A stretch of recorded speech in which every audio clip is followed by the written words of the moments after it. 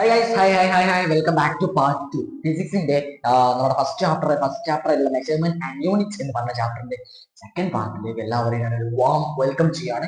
കഴിഞ്ഞ പാർട്ടിൽ നമ്മൾ ഫിസിക്കൽ ക്വാണ്ടിറ്റീസിനെ കുറിച്ച് പഠിച്ചു. നിങ്ങൾ എല്ലാവരും പഠിച്ചിട്ടുണ്ട്, കമന്റ് ഒക്കെ ഞാൻ കണ്ടിട്ടുണ്ട്.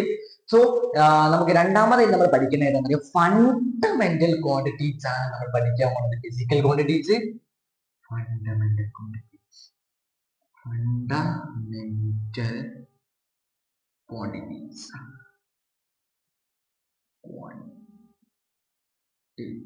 ഫണ്ടമെന്റൽ ക്വാണ്ടിറ്റീസ് ആണ് നമ്മൾ പഠിക്കാൻ പോകുന്നത്. അഥവാ മലയാള മീനിങ് എന്താന്ന് ചോദിക്കും. അതാണ് അടിസ്ഥാന അളവുകൾ എന്നറിയപ്പെടും. അടി അടി അടി അടി അടിസ്ഥാന അളവുകൾ എന്നറിയപ്പെടും. ഓക്കെ, കിട്ടിയിട്ടുണ്ട് ഞാൻ കരുതുന്നു. അപ്പൊ നമ്മൾ ഇന്നലെ പഠിച്ചു ഫിസിക്കൽ ക്വാണ്ടിറ്റീസ് ആണ്. ഫിസിക്കൽ ക്വാണ്ടിറ്റീസിനെ കുറിച്ച് നിങ്ങൾക്ക് കൃത്യമായിട്ട് മനസ്സിലായിട്ടുണ്ട് ഞാൻ കരുതുന്നു. അപ്പൊ നമ്മുടെ പാർട്ട് 2 ആയിട്ടുള്ള ഫണ്ടമെന്റൽ ക്വാണ്ടിറ്റീസിനെ കുറിച്ചാണ് നമ്മൾ ഇന്നത്തെ ക്ലാസ്സിൽ ഞാൻ പഠിക്കുന്നത്. ഞാനൊരു ബെസ്റ്റ് എക്സാമ്പിൾ ഞാനൊരു ചിത്രത്തിലൂടെ നിങ്ങൾക്ക് കാണിക്കാം. ഫുൾ സ്റ്റിക്ക് മന്ത്രാന്തര എനിവേ എന്തോ ആട്ടെ.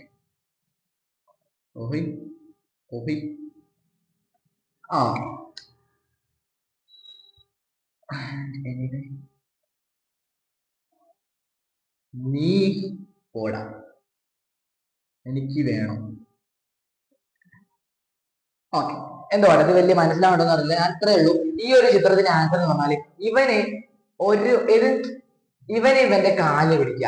ഉദാഹരണം എ എന്ന് പറയുന്ന ആളും ബി എന്ന് പറയുന്ന ആളും. അതിൽ എ എന്ന് പറയുന്ന ആൾക്ക് ബി എന്ന് പറയുന്ന ആളെ വേണ്ട, ഓന് ഇഷ്ടമില്ല, ഓനെ കൈക്ക് കൂട്ടാൻ ഇഷ്ടമല്ല. അതേപോലെ ശരിയിലോ ബി എന്ന് പറയുന്ന ആള് എക്ക് ആവശ്യമുണ്ട്, ബി എന്ന് പറയുന്ന ആളെ എക്ക് ആവശ്യമുണ്ട്. അതാണ് ഇവിടെ പറയുന്നത്. അപ്പൊ അതും നമ്മുടെ ഈ ഒരു ഫിസിക്സുമായി എന്താ ബന്ധം? അതായത് അടിസ്ഥാന അളവുകൾ, ഫണ്ടമെന്റൽ ക്വാണ്ടിറ്റീസ് എന്ന് പറഞ്ഞാൽ അവൻ ഒറ്റക്ക് നിൽക്കുന്ന ആളാ, മറ്റൊരാളെയും സഹായം വേണ്ട. കിട്ടിയല്ലോ? അതാണ്. ഇനി നമുക്ക് ചാപ്റ്ററിന്റെ കേസിലേക്ക് ഇങ്ങനെ മെല്ലെ മെല്ലെ കടന്നു പോവാം. സോ ഫണ്ടമെന്റൽ ഉണ്ട്, ഡിറൈവ്ഡ് ഉണ്ട്. അപ്പൊ ഞാൻ ഇതിന്റെ ഒരു ബേസ് പറയുകയാണെങ്കിൽ ഫണ്ടമെന്റൽ ക്വാണ്ടിറ്റീസും അതേപോലെ ഡിറൈവ്ഡ് ക്വാണ്ടിറ്റീസും ഉണ്ട്. ഇതില് ഫണ്ടമെന്റൽ ക്വാണ്ടിറ്റീസ് ആണ് ഈ എ എന്ന് പറഞ്ഞാൽ ബി എന്ന് പറഞ്ഞാൽ എന്താ, അത് ഡിറൈവ്ഡ് ക്വാണ്ടിറ്റീസ് ആണ്. കത്തിന്ന് ഞാൻ കരുതുന്നു. ഓക്കെ, അപ്പോ ഫണ്ടമെന്റൽ ക്വാണ്ടിറ്റീസ് എന്ന് പറയുമ്പോൾ ഒന്ന് ചുരുക്കി പറയുകയാണെങ്കിൽ അത് ഇൻഡിപെൻഡന്റ് ആണ്, ഇൻഡിപെൻഡന്റ്. അതേപോലെ അത് ബേസ് ആണ്. ഈ ഒരു രണ്ട് പോയിന്റ് നിങ്ങൾ ഓർത്ത് വെക്കുക. അതിൽ ഇത്രയേ ഉള്ളൂ. ഫണ്ടമെന്റൽ ക്വാണ്ടിറ്റീസ് എന്ന് പറഞ്ഞാൽ ഇൻഡിപെൻഡന്റ് ആണ്, അതേപോലെ ബേസ് യൂണിറ്റുമാണ്. കത്തിയിട്ടുണ്ടോ? ബേസിക് യൂണിറ്റുമാണ്. കത്തിയിട്ടുണ്ടോ? പെട്ടെന്ന് ഒന്ന് കമന്റ് ബോക്സ് പറയണം. പെട്ടെന്ന് നോക്കണേ. ഓക്കെ, യെസ്, ശരി. ഒന്നുകൂടി പറഞ്ഞോ. ഫണ്ടമെന്റൽ ക്വാണ്ടിറ്റീസ് എന്ന് പറഞ്ഞാൽ അടിസ്ഥാന അളവുകൾ എന്ന് പറഞ്ഞാൽ അതിനെ ഇൻഡിപെൻഡന്റ് ആണ്, സ്വാതന്ത്ര്യമുണ്ട്, അതിന് മറ്റൊരാളെയും പേടിക്കേണ്ട ആവശ്യമില്ല. അതാണ് എന്ത്, നമ്മുടെ ഫണ്ടമെന്റൽ ക്വാണ്ടിറ്റീസ് എന്ന് പറയുമ്പോൾ. ഇനി അതിന്റെ ബേസ് ആണ് ഏറ്റവും ബേസ് ആയിട്ടുള്ള. അപ്പൊ ഞാൻ ചോദിക്കുകയാണ്, ഏറ്റവും ബേസ് ആയിട്ടുള്ള എന്താണ്? ഇപ്പോൾ കത്തണില്ല. എടാ ഞാൻ പറയാം. ഒന്നാമത് നോക്കിയോ, ലെങ്ത് എന്നത് എവിടെയെങ്കിലും കേട്ടിട്ടുണ്ടോ? ലെങ്ത് അഥവാ നീളം. കഴിഞ്ഞ ക്ലാസ് ഞാൻ ഇംഗ്ലീഷ് അത്ര എഴുതുന്നുണ്ടാവില്ലേ? ഓക്കെ, നീളം കേട്ടിട്ടുണ്ടോ? അതിനെന്താണ്? അതൊരു ഫണ്ടമെന്റൽ ക്വാണ്ടിറ്റീസ് ആണ്. എക്സാമ്പിൾ ആണ്. പിന്നെയോ പിന്നെ ടൈം. അപ്പോൾ ഇത് അളക്കാൻ ഒരു മനുഷ്യന്റെ ആവശ്യമില്ല. ഞാൻ അങ്ങനെയല്ല ഉദ്ദേശിച്ചത്. ഉദാഹരണം പറയുകയാണെങ്കിൽ നമ്മളൊരു ഏരിയ എന്നൊക്കെ പറയും, നമ്മൾ ഒരു പെരിമീറ്റർ, അതേപോലെ എ സ്ക്വയർ, അങ്ങനെ ഒരുപാട് ഇക്വേഷൻസ് ഇല്ലേ? അതിൽ രണ്ടാൾക്കാർ ചേർത്ത് ഏറ്റവും ബേസ് ആയിട്ടുള്ള ഇക്വേഷൻ പറയുകയാണെങ്കിൽ നമ്മുടെ power is equal to W/T അല്ലെ? ആണ് W/T. അതിലെന്താ, രണ്ടാളല്ലേ, W ഉണ്ട് T ഉണ്ട്, രണ്ടാളെ ഡിപ്പെൻഡ് ചെയ്യുന്നില്ല. പക്ഷെ ഇതിൽ അങ്ങനെയാണോ? ഇല്ല. നീളം എന്ന് പറഞ്ഞാൽ നീളം തന്നെ, അത്ര തന്നെ ഉള്ളൂ. ഇനി അടുത്തതോ, പിന്നെ നമ്മള് ടൈം എന്ന് പറഞ്ഞൊരു ഓപ്ഷൻ ആണ് പിന്നെ വരുന്നത്. അഥവാ സമയം എന്നാണ് അടുത്തൊരു ഓപ്ഷൻ വരുന്നത്. എന്താണ്? സമയം എന്നതാണ് നെക്സ്റ്റ് ഒരു ഓപ്ഷൻ ആയിട്ട് നമ്മുടെ മുന്നിൽ കാണുന്നത്. എന്താണ്? സമയമാണ് അടുത്തൊരു ഓപ്ഷൻ ആയിട്ട് നമ്മുടെ ഫ്രണ്ടിലൂടെ നമുക്ക് കാണാൻ സാധിക്കുന്നത്. ഓക്കെ, അതും കിട്ടിയിട്ടുണ്ട് ഞാൻ കരുതുന്നു. പിന്നെ ഒരൊറ്റ എക്സാമ്പിൾ കൂടെ ഉണ്ട്. നിങ്ങൾക്ക് ഓൾറെഡി അറിയാം, മാസ് അറിയാലോ, മാസിന്. Yes, mass. അതും എന്തിന് എക്സാമ്പിൾ ആണ്? നമ്മുടെ ഫണ്ടമെന്റൽ ക്വാണ്ടിറ്റീസിന് എക്സാമ്പിൾ ആണ്. കഴിഞ്ഞിട്ടില്ല. നമ്മുടെ ഫണ്ടമെന്റൽ ക്വാണ്ടിറ്റീസിൽ പഠിക്കണമെങ്കിൽ നിങ്ങൾ എന്ത് ചെയ്യുമെന്ന് അറിയോ? ഞാൻ ഇവിടെ വരയ്ക്കുന്ന ഈ ഒരു ടേബിൾ നിങ്ങളുടെ ടെക്സ്റ്റ് ബുക്കിൽ വൃത്തിയായിട്ട് കൊടുത്തിട്ടുണ്ട് എന്നാണ് എൻ്റെ ഒരു നോളജ്, എന്റെ ഒരു അറിവ് എന്ന് ഞാൻ കരുതുകയാണ്. സോ നിങ്ങൾ എന്ത് ചെയ്യണം എന്നറിയാം, പ്രധാനമായിട്ടും ഞാൻ നിങ്ങൾക്ക് ഇവിടെ വരച്ചു തരുന്ന ഏകദേശം 7 ബേസ് ക്വാണ്ടിറ്റീസ് ഫണ്ടമെന്റൽ ക്വാണ്ടിറ്റീസിന് മറ്റൊരു പേരും പറയും ബേസ് ക്വാണ്ടിറ്റീസ് എന്ന് പറയുള്ളൂ. അതാണ് ഞാനിവിടെ independent and base quantities. So anyway എന്തോ ആട്ടെ, ഞാനിവിടെ ഒരു ചെറിയൊരു ചെറിയൊരു ടേബിൾ വരച്ചിട്ടുണ്ട്. 1, 2, 3, 4, 5, 6, 7. ഓക്കെ, 7 ടേബിൾ അവർ വരച്ചിട്ടുണ്ട്. ഇവിടെ ഞാൻ ഇങ്ങനെയാണ് ഈ ഭാഗം. പെട്ടെന്ന് ശ്രദ്ധിച്ചോ, ഇമ്പോർട്ടന്റ് ആണ് ആൻഡ് ഇമ്പോർട്ടന്റ് ആണ്. നോക്കാം, ഒന്നാമത്തെ ആള്, രണ്ടാമത്തെ ആള്, മൂന്നാമത്തെ ആള്, നാലാമത്തെ ആള്, അഞ്ചാമത്തെ ആള്, ആറാമത്തെ ആള്.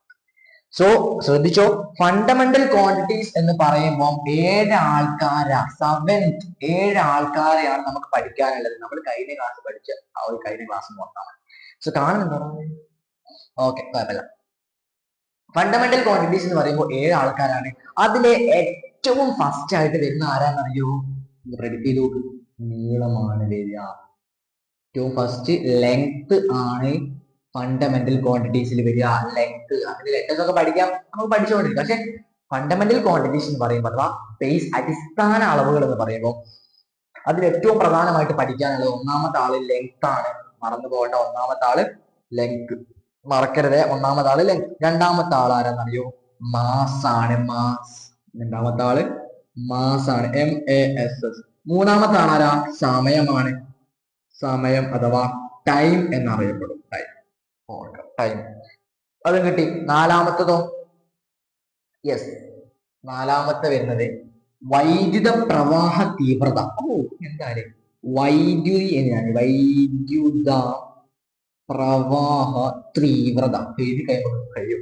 നാലാമത്തെ, അതായത് ഫണ്ടമെന്റൽ ക്വാണ്ടിറ്റീസ് 7 തരത്തിലാണ് തരംതിരിച്ചിട്ടുള്ളത്, ക്ലാസിഫൈ ചെയ്തിട്ടുള്ളത്.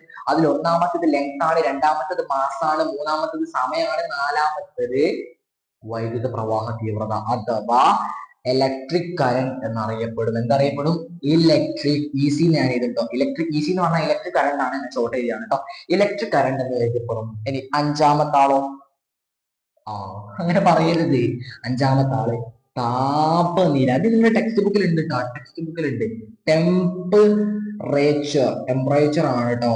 എന്താണ്? ടെമ്പറേച്ചർ ആണ്. അതായത് അഞ്ചാമത്തെ വ്യക്തി എന്ന് പറയുന്നത് നമുക്ക് ടെമ്പറേച്ചർ ആണ്. കഴിഞ്ഞിട്ടില്ല. ആറാമത്തത് പ്രകാശ തീവ്രതയാണ്. ആറാമത്തത് എന്താണെന്നറിയോ? നമ്മുടെ amount ഓഫ് സബ്സ്റ്റൻസ് ആണ്. അതായത് ചുരുക്കി പറയുകയാണെങ്കിൽ നമ്മളെ പദാർത്ഥത്തിന്റെ അളവ് എന്നൊക്കെ പറയും. പദാർത്ഥത്തിന്റെ അളവ് അഥവാ എമൗണ്ട് ഓഫ് സബ്സ്റ്റൻസ്.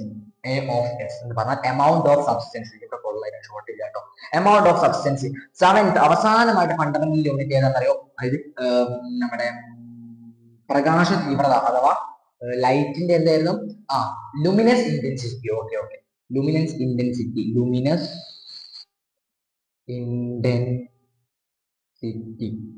അഥവാ പ്രകാശ തീവ്രത.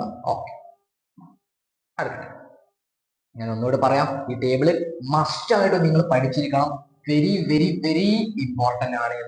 ഈ ഒരു ടേബിൾ എന്ന് പറയുമ്പോൾ ഏകദേശം ഞാൻ ഇപ്പൊ റെക്കോർഡ് ചെയ്യുന്നത് 9:10 റെക്കോർഡ് ചെയ്യുന്നത്. അതായത് നേരത്തെ കണ്ട പാർട്ട് 1 ഇല്ലേ, അതും പാർട്ട് 2 ഒക്കെ ഞാൻ ഒറ്റ സെയിം സ്ട്രക്ചറിലാണ് റെക്കോർഡ് ചെയ്തിട്ടുള്ളത്.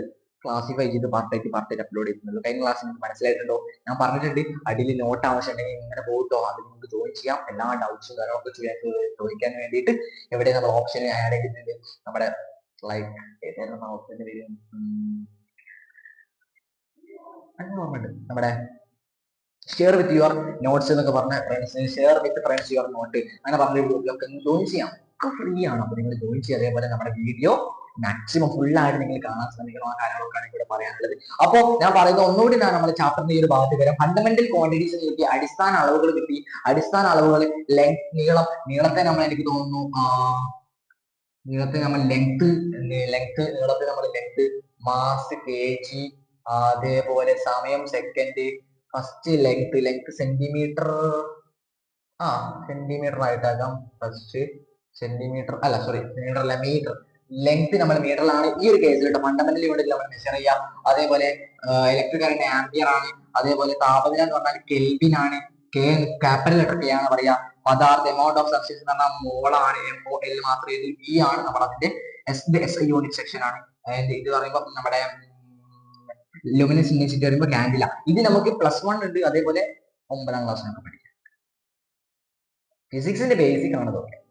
ജസ്റ്റ് ഒന്ന് ഓർത്ത് വെച്ചാൽ മതി. ഇത് ഞാൻ പറയുന്നു നിങ്ങൾക്ക് എക്സാമിന് ഏറ്റവും പ്രധാനമായിട്ട് വരിക ഈ ഒരു 7 ഫണ്ടമെന്റൽ ക്വാണ്ടിറ്റീസിനെ 7 ആയിട്ട് ക്ലാസിഫൈ ചെയ്തിട്ടുണ്ട്. അതിൽ ഒന്നാമത്തത് മാസമാണ്, രണ്ടാമത്തത് ഏതാണ്, ഒന്നാമത്തെ ലെങ്ത് ആണ്, രണ്ടാമത്തത് മാസമാണ്, മൂന്നാമത്തത് ടൈം ആണ്, നാലാമത്തത് നമ്മുടെ വൈദ്യുത പ്രവാഹ തീവ്രത എന്നറിയപ്പെടും, അഞ്ചാമത്തത് ടെമ്പറേച്ചർ, ആറാമത്തത് എമൗണ്ട് ഓഫ് സബ്സ്റ്റൻസ്, ഏഴാമത്തത് ലുമിനസ് ഇന്റൻസിറ്റി.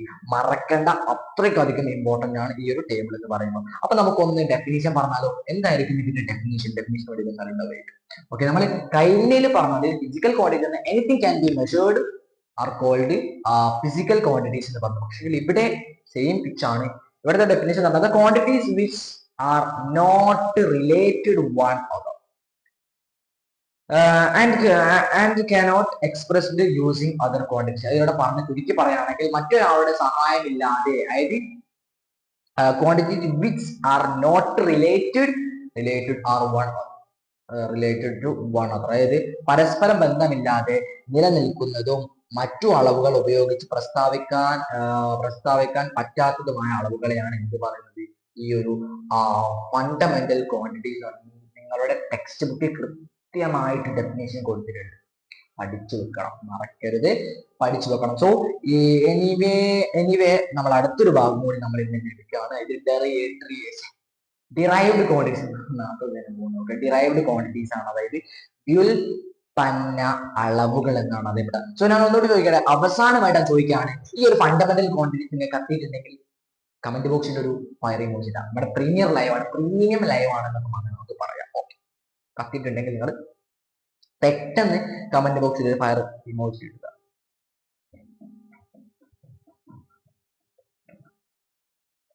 പെട്ടെന്ന്.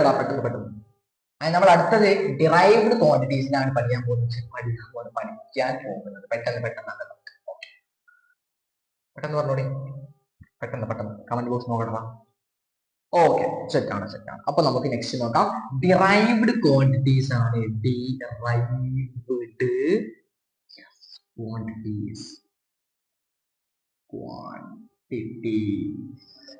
ഓക്കെ, ഡിറൈവ്ഡ് ക്വാണ്ടിറ്റീസ് എന്ന് പറയുന്നത് വ്യുൽപ്പന്ന അളവുകൾ എന്ന് പറയുന്നത്.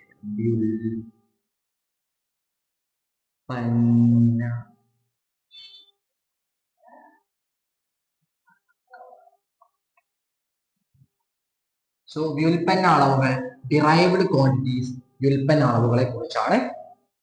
അതുകൂടി കാര്യം നമുക്ക് എന്ത് ചെയ്യണം. ശ്രദ്ധിച്ചോ, ഡിറൈവ്ഡ് ക്വാണ്ടിറ്റീസ് ആണ് നമ്മൾ അടുത്തത് പഠിക്കാൻ പോണത്. നമ്മൾ പഠിച്ചു ഇതിനു മുമ്പ് ഫണ്ടമെന്റൽ ക്വാണ്ടിറ്റി എന്നാൽ ഇൻഡിപെൻഡന്റ് ആണ്, ബേസിക് യൂണിറ്റ് ആണ്, അത് പഠിച്ചു. പക്ഷെ ഇവിടെ നോൺ ഇൻഡിപെൻഡന്റ് അല്ല, ഇവര് ഡിപ്പെൻഡ് ചെയ്യും. ആരെങ്കിലും ഒക്കെ സഹായത്തിന് ചെയ്യും. ഡിപ്പെൻഡ് ചെയ്യും ആ ഒരു കാര്യം. ഒറ്റ പേരോടെ അങ്ങനെ കിട്ടിയാൽ മതി. ഒന്നുകൂടെ എന്നെ പേര് പറയണേ. ഇച്ചിരി പഠിച്ചു. ഫണ്ടമെന്റൽ ക്വാണ്ടിറ്റീസ് ഇൻഡിപെൻഡന്റ്, സ്വതന്ത്ര അവസ്ഥയാണ്. പക്ഷേ ഇവിടെ ഈ ഒരു കേസിൽ ഡിറൈവ്ഡ്, ഇവിടെ ഈ ഒരു ലൈറ്റ് ഉണ്ടായിട്ടാണ് കാണാത്ത കണ്ടില്ലേ, ലൈറ്റ് ഉണ്ടായിട്ട് ഇവിടെ കാണാം ലൈറ്റ് ആയിട്ട്. ഓക്കെ, എന്തുവാണ് നമ്മുടെ ചെറിയ പരിമിതികളും കാര്യങ്ങളൊക്കെ നമ്മൾ കുറച്ച് നല്ല പ്രീമിയം ലുക്കിൽ നമ്മൾ നമുക്ക് ചെറുതായിട്ട് എന്തുവാണ്. അപ്പൊ നിങ്ങൾക്ക് ഇത് കിട്ടി ഞാൻ കരുതാണ്. അതായത് ഡിറൈവ്ഡ് ക്വാണ്ടിറ്റീസ്, വ്യുൽപ്പന്ന അളവുകളാണ് നമ്മൾ അടുത്തതായിട്ട് പറയാൻ പോകുന്നത്. നിങ്ങൾക്ക് കിട്ടിയിട്ടുണ്ടോ ഇല്ലെന്നൊക്കെ അറിയണം കേട്ടോ, പെട്ടെന്ന്. അപ്പൊ നമ്മൾ നെക്സ്റ്റ് നോക്കാം. അതായത് വ്യുൽപ്പന്നം എന്ന് പറഞ്ഞാൽ നമ്മൾ ഡിപ്പെൻഡ് ചെയ്യും, ആരെങ്കിലുമൊക്കെ സഹായത്തിന് തേടും, സഹായത്തിന് വേണ്ടി ചോദിക്കുകയും കാര്യങ്ങളൊക്കെ ചെയ്യും. സഹായം ചോദിക്കുന്ന ജീവനാണ്. ഉദാഹരണം പറയുകയാണെങ്കിൽ ഇതൊരു ചെറിയൊരു കുട്ടി, ഇതൊരു വലിയൊരു റോഡിന്റെ ഒരു സീബ്ര ക്രോസ് ആണ്. റോഡിന്റെ സീബ്ര ചെറിയ കുട്ടിയാണ്, പക്ഷെ വലിയൊരു മുതിർന്ന ഒരാളില്ല. ചോദിക്കട്ടെ, നിങ്ങളും ഇതേ ഭാഗത്തൂടെ കടന്നു പോയ ഒരാളായിരിക്കും.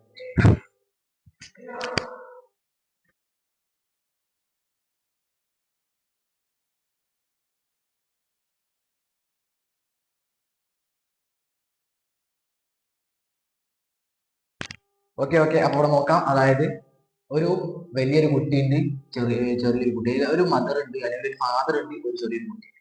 ഈ റോഡ് മുറിച്ചെടുക്കാൻ ഈ ചെറിയ കുട്ടിക്ക് എന്തായാലും റോഡ് മുറിച്ചെടുക്കാൻ അറിയൂ? സാധ്യത കുറവാണ് അല്ലേ? ആ യെസ്, അതേ സെയിം സാധനമാണ്, സാധ്യത കുറവാണ്. എന്നിരുന്നാലും ഒരാളുടെ സഹായം, ഒരാളെ ഡിപ്പെൻഡ് ചെയ്താൽ ഇവിടെ മുറിച്ചു കിടക്കാൻ പോകും.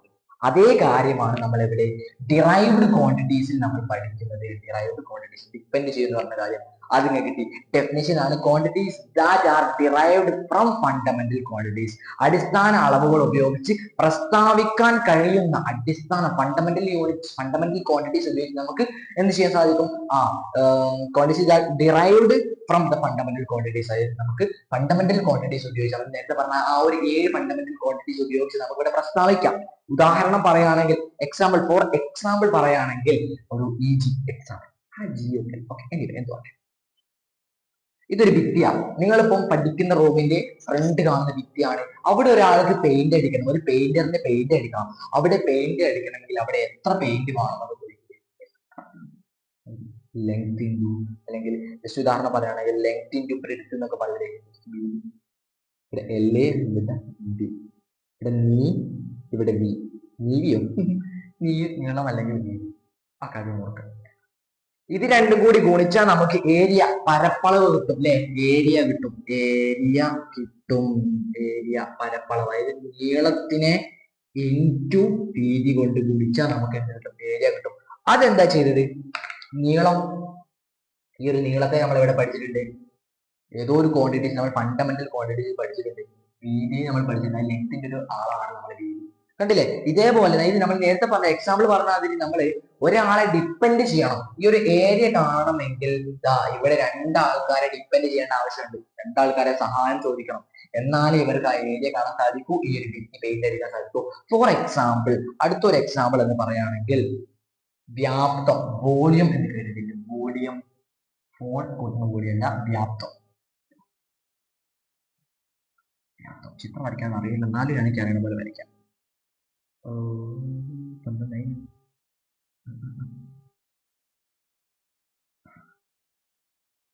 വലുതായിട്ട് അറിയില്ല കേട്ടോ. ഇത്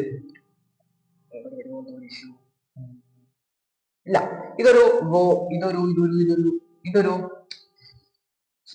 ഒരു കട്ട, മരക്കട്ടായിട്ട് തോന്നുന്നുണ്ടോ എന്ന് വിചാരിക്കട്ടോ. അപ്പൊ അതില് ലെങ്ത് ഉണ്ട്, അതേപോലെ ലെങ്ത് ഉണ്ട്, ബ്രെഡ്ത്ത് ഉണ്ട്, ആൻഡ് ഹൈറ്റ് ഉണ്ട്.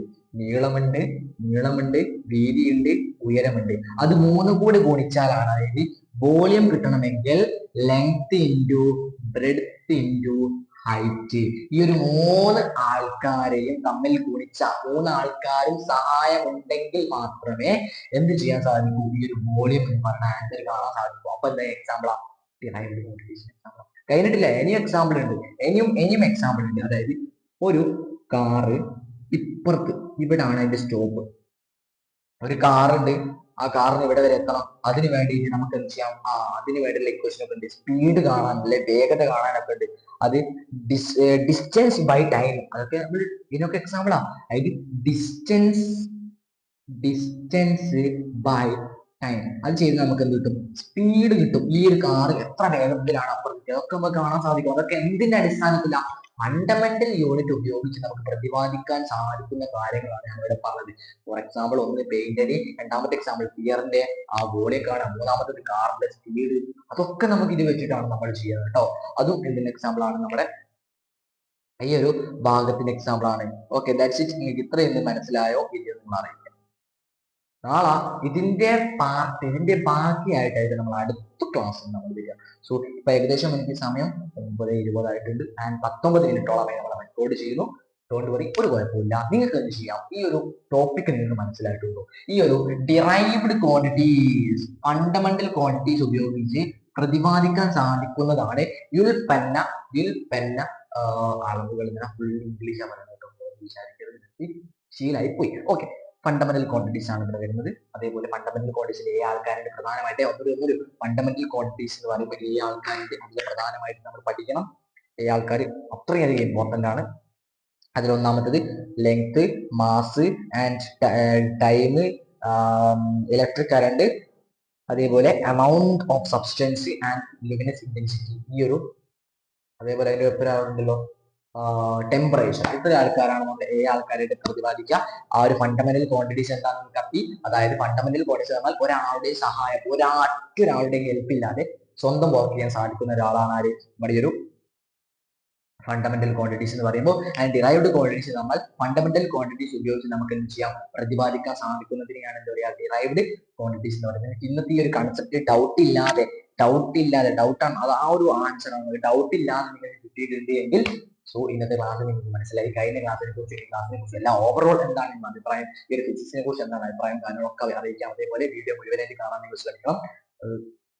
അതേപോലെ ചാനൽ സബ്സ്ക്രൈബ് ചെയ്യാത്ത ആരെങ്കിലും സബ്സ്ക്രൈബ് ചെയ്യാം. നിങ്ങൾ ലൈക്ക് അടിക്കുക, എല്ലാവരും ലൈക്ക് അടിക്കുക, കാണുന്നവർക്കും ലൈക്ക് അടിക്കും. നിങ്ങൾ കയറിയ ഒരു ക്ലിക്ക് മാത്രമേ നിങ്ങളുടെ കയ്യിൽ നിന്ന്, പക്ഷേ എനിക്ക് കിട്ടുന്നത് നല്ലൊരു അടിപൊളി, എനിക്കൊരു മോട്ടിവേഷൻ ആണ്. നമുക്ക് ഞാൻ ഒരുപാട് ഇങ്ങനത്തെ റെക്കോർഡ് വീഡിയോ ഇട്ടിട്ടുണ്ട്, പക്ഷെ ആൾക്കാർ പറയുന്നുണ്ട് ഞാൻ അതിലേക്ക് എത്തിപ്പെടാൻ ചില ബുദ്ധിമുട്ടുണ്ട്, അതുകൊണ്ടാണ് ഞാൻ ഇത് ചെയ്യാത്തത്. അപ്പോൾ മാക്സിമം എല്ലാവർക്കും ചെയ്യാൻ വീഡിയോ കാര്യങ്ങളൊക്കെ ഷെയർ ചെയ്ത് കൊടുക്കാം. എല്ലാവർക്കും ഒരു good night. And good night എന്നാവാൻ ഇതിലേ ഓക്കെ, ഞാൻ ഇപ്പൊ റെക്കോർഡ് ചെയ്യുന്ന സമയം കേട്ടോ. ഓക്കെ, എന്തായിരുന്നാലും നമ്മുടെ ഈ ഒരു ഭാഗം നിങ്ങൾക്ക് കത്തിയിട്ടുണ്ട് എന്ന് ഞാൻ കരുതാണ്. 2 വീഡിയോ നമ്മളോട് റെക്കോർഡ് ചെയ്തു, അതിലേക്കുള്ള ഡിറൈവ്ഡ് ക്വാണ്ടിറ്റീസും കാര്യങ്ങളൊക്കെ പറഞ്ഞു. ഇനി അടുത്തൊരു വാർത്തമായി നമ്മൾ വീണ്ടും കണ്ടുപിടാൻ. ചോദ്യത്തിലേക്ക് എല്ലാവർക്കും നന്നായി സബ്സ്ക്രൈബ് ചെയ്യുക, ആൻഡ് ലൈക്ക് ചെയ്യുക, നമ്മുടെ ഫ്രണ്ട്സിന് ഷെയർ ചെയ്യുക, നമ്മുടെ കമ്മ്യൂണിറ്റി ഗ്രൂപ്പിലും വാട്സ്ആപ്പ് കമ്മ്യൂണിറ്റിയിലും ഒക്കെ നിങ്ങൾ ജോയിൻ ചെയ്യാം. So by.